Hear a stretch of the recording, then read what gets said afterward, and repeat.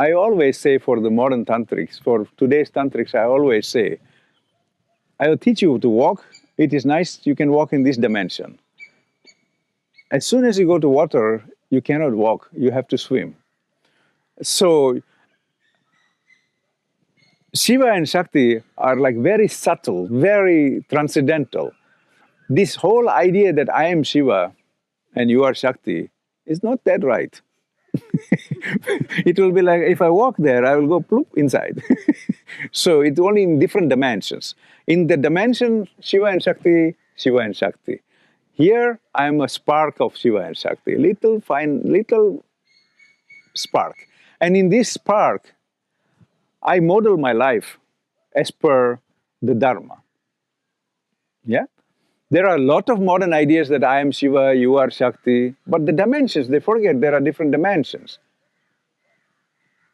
And so the idea is that when you understand your Dharma, when you understand your true nature, only then your unconscious will allow you to express the freedom. Only then you can say, I have a relationship. And so, of course, we take that she is divine in origination because she is the reflection of Shakti. So she is, this concept is a little difficult because like in chemistry we say H2O is water. But you have to study chemistry to understand what is H2O, otherwise it's meaningless. So similarly, you have to study the Tantra, what I call the meta-science, to understand how a woman become a goddess. And she is a goddess, and then I have to have the culture of accepting the goddess. I don't see her as just an object, I see her as a goddess. And I have been cultured by this. I've been from very young brought up to understand that she is a goddess rather than an object. And so in the process of doing the pujas and everything, I realized that she is a goddess. And so finally it makes sense for me she's a goddess because I have the science, the tantric science to understand she's a goddess, and I also have the culture to understand she's a goddess. And this is very different from the American idea of the mother goddess, where in the mother goddess culture, they are saying that women are fertility goddesses. When we were monkeys, and then we became next level human beings, and in the process of that, we became,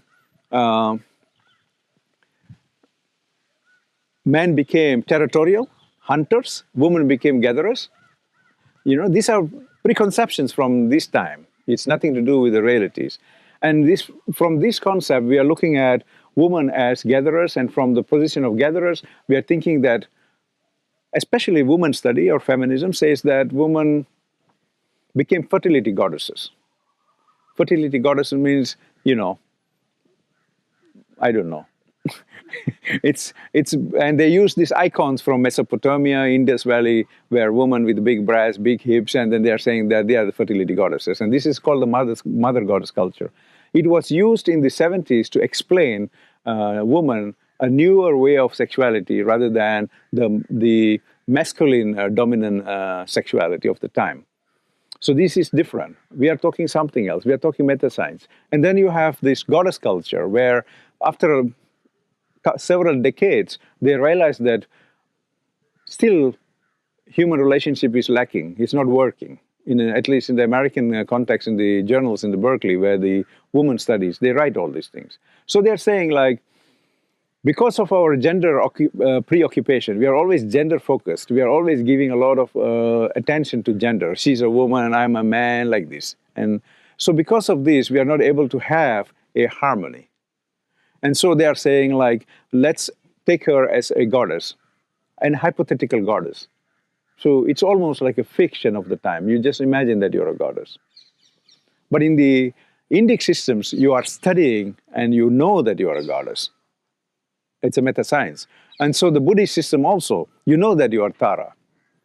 You are Prajna Devi. It's not just imagining for one Sunday weekend, I am a goddess. It's different, So therefore, there is a science and a culture to make you a goddess in the tantric traditions. And then, of course, this other mother goddess and goddess, they are political decisions. Out of these political decisions, nobody wins.